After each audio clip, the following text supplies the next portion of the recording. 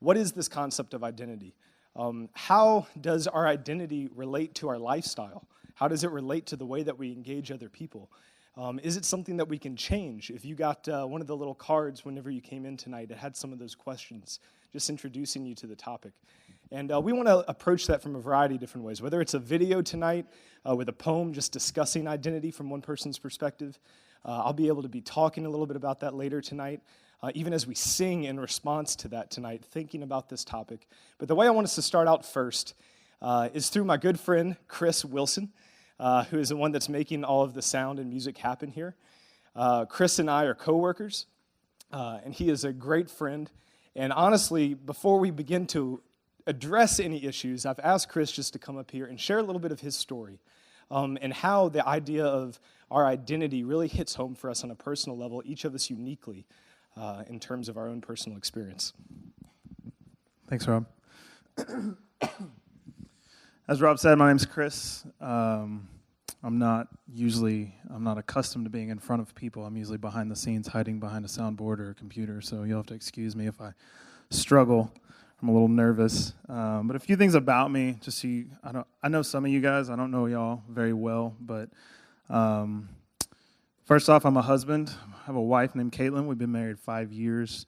I'm a father to 2 awesome kids, Nehemiah, who is 4.5, and James, who's 9 months. I'm also a son. I'm a brother. I'm a nephew. I am a media arts director for Vintage Church. I'm a filmmaker. I'm a transplant. I'm an Oklahoman who has been in New Orleans and now is a New Orleanian for 7.5 years. And then one key thing that we all have in common is that I'm broken. And that's going to be a large part of what I'm going to talk about. So some people think, what is an identity?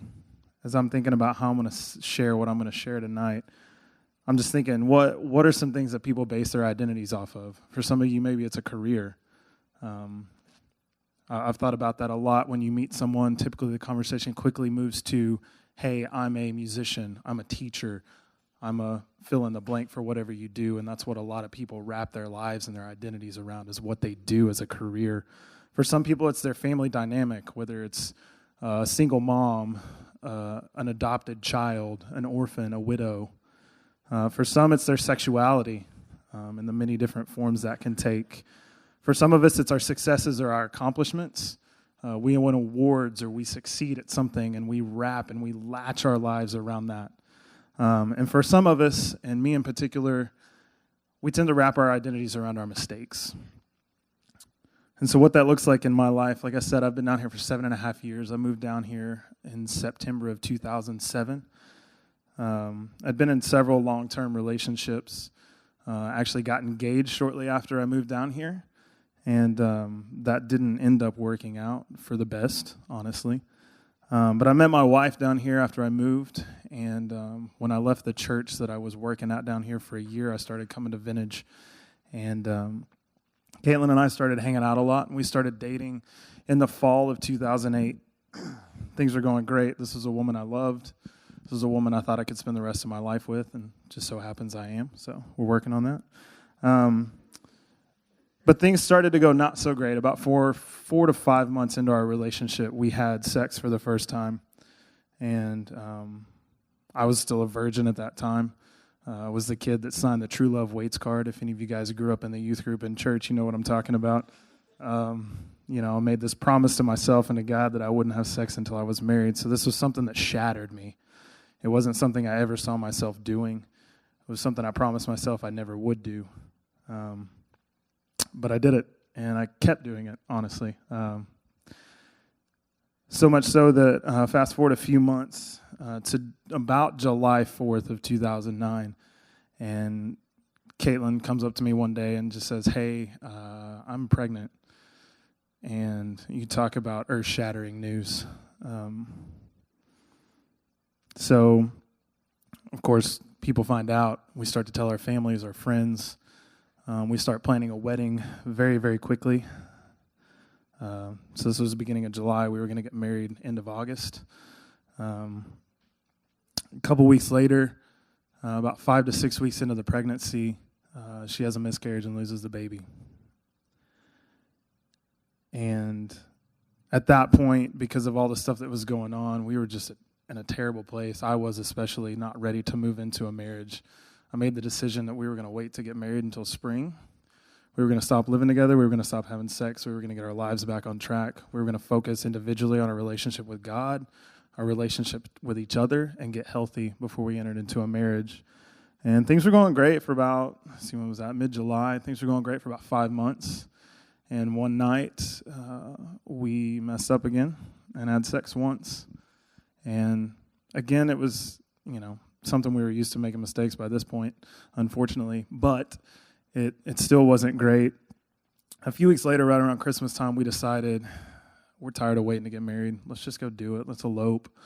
Let's not tell anybody. Let's just go do it, and we'll be happy. And we made the decision to do it the day before we're going to elope. She says, hey, guess what? What? I'm pregnant again. So that was awesome. Us being the stupid people that we were, decided, hey, we'll just go ahead and elope. We won't have to tell anybody what's going on. When people find out we're married, we'd be like, hey, we're pregnant too, and it'll work out perfect, right? It's this awesome moment that nobody will ever guess what's going on. Well, that was horribly wrong, just in case you didn't gather that would not work out the way it did in our minds. So that is the beginning of our relationship and our marriage. That is the first year and a half of us being together. Nehemiah was born. We got married January 4th of 2010. We actually had what we ended up calling a marriage celebration ceremony in this particular place, actually, in March of that year. And then Nehemiah was born in the end of August 2010. So you're thinking, okay, that's a really long story. A lot of crazy stuff happened in the beginning of my relationship. How does that play into identity? Why am I sharing this story with you guys right now? Well, because of the really poor, negative decisions that I made in my life, as far as the way I handled a relationship, the way I led my girlfriend, fiance, future wife, they were very negative, those decisions. And as a result, my outlook and my attitude toward myself and toward life got really negative as well. So through all of this, I began to see myself through a lens of several different things. First off, like I mentioned, mistakes. I began to see myself as a failure. I broke promises. I broke hearts. I upset a lot of people, a lot of friends, a lot of family. I also hurt this woman that I loved and wanted to spend the rest of my life with. Not only did I not lead her well, not only did I not stand up and stick to our boundaries, but when she had the miscarriage, it was the worst moment of my life. I had to sit and watch her go through quite possibly the worst pain a woman could go through. Like I said, hurt family and friends. I'll never forget some of the words that my parents said to me after this happened and how disappointed they were and how much that rocked me. And just again, I just felt like a failure. And so as a result of those things, the way that acted out is one day I hit the lowest moment in my life. I'm taking a shower, end up laying down and filling up the tub, and just because I didn't want to do anything because I was depressed and angry and sad. And I had this thought pop into my mind. Just drown yourself in this bathtub and it'll all go away. And all the hurt, all the pain will end. You'll never have to face anyone again, and it'll just be over. Thankfully, that was a fleeting thought, and God snapped me out of that really quickly. But like I said, that was the lowest moment of my life. Also, on not as serious of a level, I had a temptation and opportunity to leave Vintage Church to pursue a leadership opportunity elsewhere, because at this moment in time, I didn't think I'd started moving into a leadership role when everything started happening. Obviously, rightly so, that stopped. I didn't need to be in a leadership role in the church with all this going on. But I didn't think I'd ever have that opportunity again. And I selfishly considered leaving this church that had loved and supported me through the worst times in my life. Obviously, I'm on staff and a community group leader today, so obviously I didn't do that. And then when Nehemiah was born, he's 4.5, and still almost not a day goes by that I don't look at this child and see my sin and see my failure and see the mistakes and the hurt and the pain that I caused myself, my wife, our friends and family, and ultimately this child that was born out of a sinful act, a selfish act. But fast forward to today and some things that God has done in my life and my marriage and family since then. Honestly, like I said, that's how our relationship started out. It was not a good beginning to our relationship. It was not a good place to begin a marriage in. It was very selfish. It was very, just, again, bad decisions. I don't even know how else to say it. But God has redeemed that. I thank him so much because Caitlin and I have an awesome relationship. We have an awesome marriage. I can't imagine doing it with anybody else. And just, he's redeemed our family. He's brought grace into our lives, a lot of forgiveness, obviously. Grace from friends and family, grace from my pastors and staff at Vintage who have given me many second chances since then. And in terms of my family, I see, like I mentioned, Nehemiah, and hardly not a day goes by that I don't see my mistakes and my sin as I look at this child. But at the same time, I see this beautiful picture of God's grace.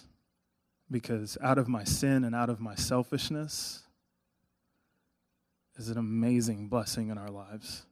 He is an awesome kid. And it blows my mind that he was born because of the things that we did, the horrible decisions that we made. But at the same time, he is a huge blessing. And it just doesn't make sense to me why God would give us that blessing out of our sin. But he did. So to wrap up, because I'm sure my time's out, there's many things, and I'm sure you guys, some of you can relate to this story about the mistakes that you've made and basing your identity on that. Others, like I mentioned, career, accomplishments, successes, families. But I just want to leave you this one thought. When we think about all these things that this world throws at us to base our identities on, the thing that we need to come back to and that we need to think on is that we are created in the image of God. He created each and every one of us. He created us uniquely. He knows everything about us. He planned out our lives before we were even thought of. And so when you think about your identity, think about the fact that you are loved and you are created uniquely and lovingly by the God of this universe. Thank you.